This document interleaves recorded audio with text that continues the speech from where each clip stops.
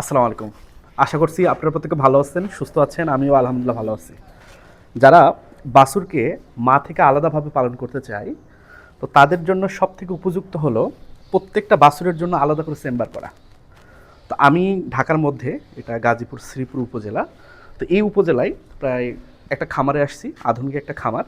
তো এখানে যে বাছুরের যে পরিচর্যা, এটার জন্য কিন্তু আলাদা আলাদা চেম্বার।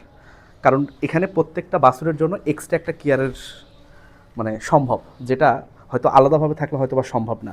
যারা কিন্তু সেপারেট পালন করতে চান শুধু তাদের জন্য। আমি যদি একটু কাছ থেকে দেখাই, এটা এখনও কমপ্লিট না, টোটাল একটা চেম্বার।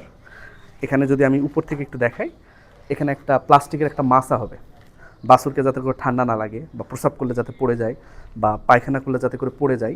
এবং এখানে যে জিনিসটা থাকবে, এখান থেকে কিন্তু দুধ দুধ পাবে।